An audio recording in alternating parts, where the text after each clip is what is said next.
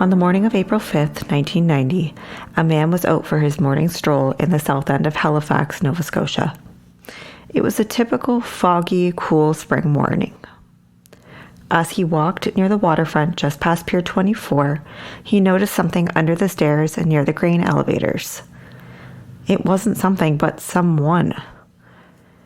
This is Season 2, Episode 5 of Cold Canada Unsolved Murders, Under the Stairs.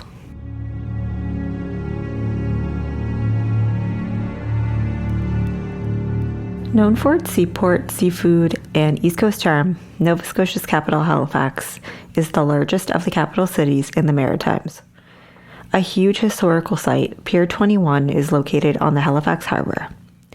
This is where nearly 1 million immigrants came through to enter Canada between 1928 and 1971. It was also used as a departure point from almost 370,000 Canadian military persons during the Second World War. It now serves as a popular tourist attraction. Located about 1 kilometer from Pier 21, along the other ports, sits the grain elevators. Now, if you're like me and had no idea what a grain elevator was, I'll explain.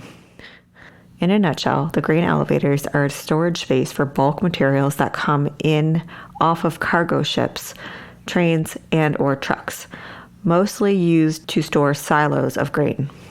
The one in Halifax is a part of the seaport. Cargo and container ships bring in grain and it's transferred off of the boats and onto these massive containers. The one in Halifax is a part of the seaport. Cargo and container ships bring in grain and is transferred off of the boats and into these mass containers. The grain elevators in Halifax are still active and are situated in the south end of Halifax on South Bland Street.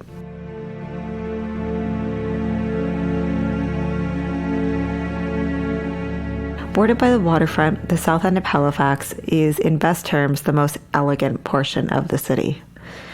Beautiful walking trails, universities, gorgeous homes, and plenty of history. Around here, if you say South End, most people know where you're talking about, and no, it's definitely not a bad part of town. But just because it is known for its money doesn't mean it escapes poverty or sex workers. 32-year-old Jean Hilda Myra was one of those sex workers. Her main stomping ground was in the south end of Halifax. Caught up in drugs, alcohol, and poverty, the mother of 3 was known in the city and lived at the YMCA of Halifax. She no longer had access to her children and was living a pretty rough and tough lifestyle. She was last seen leaving a tavern on the south end of Barrington Street in downtown Halifax in the early morning hours of April 5th, 1990. Later that morning, her body would be discovered by the man going for his morning walk. As mentioned earlier, her body was discovered under the stairs on the west side of the grain elevators, which is only about 1.5 kilometers walk from where she was last spotted. At first, the man walking thought she was just a bum sleeping under the stairs, but upon closer inspection, it was clear she was deceased.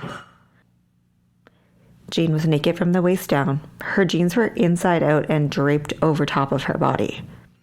Her boots were neatly lined up beside her, but the strangest part about the scene was what was placed on top of her. A cigarette butt, placed directly in the middle of her body. The crime scene looked intentional and well thought out, rather than just a rush job or an accident. The police were called and not much else was reported after her death. It was deemed a murder and her cause of death was asphyxiation. Other than this bit of info, little else is known about Jean, her movements that evening, or any suspects.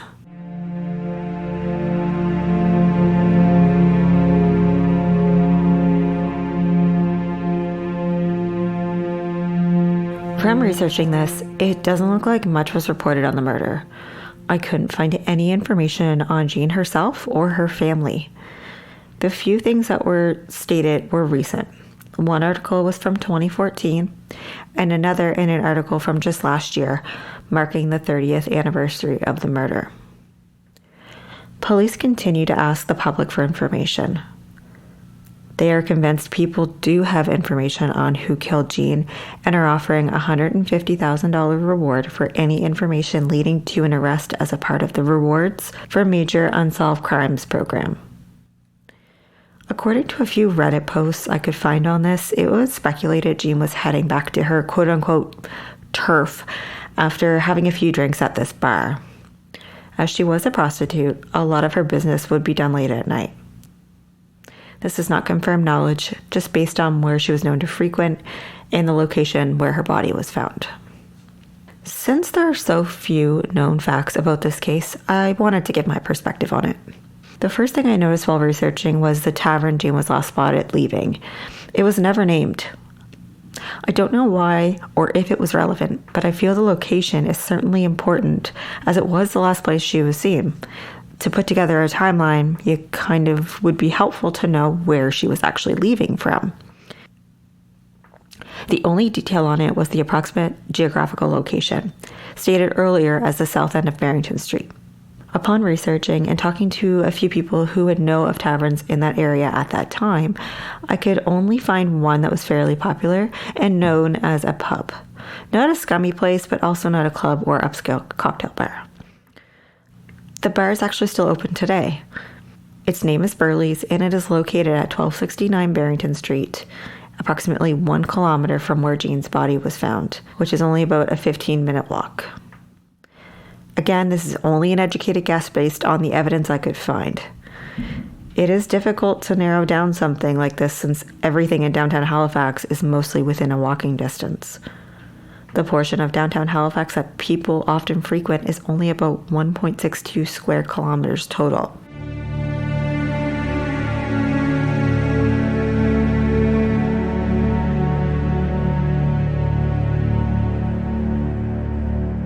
So was this planned? Was she followed? Was it just one person who attacked her? There are so many unknowns to this crime.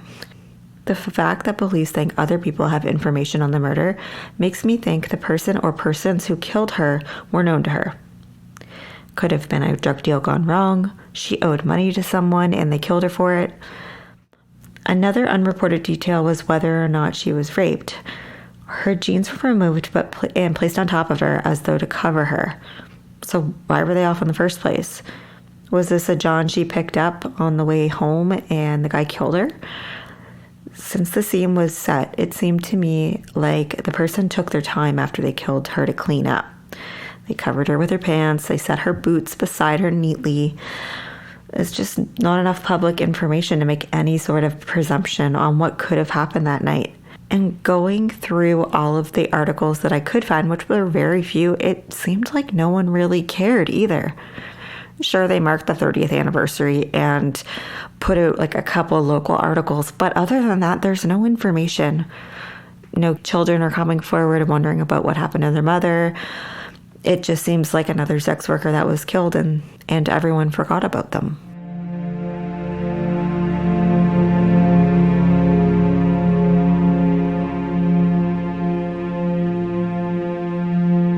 If you have any information on this crime, please contact RCMP or Crime Stoppers.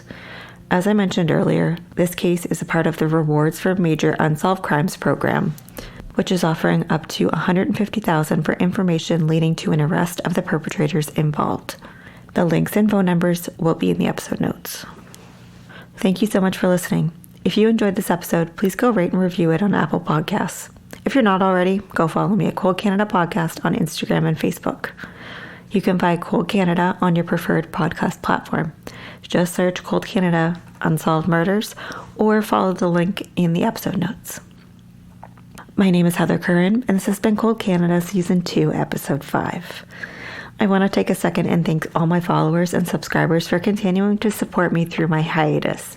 I'm working my hardest to keep on track and keep new episodes coming. For more updates, make sure to follow my Instagram.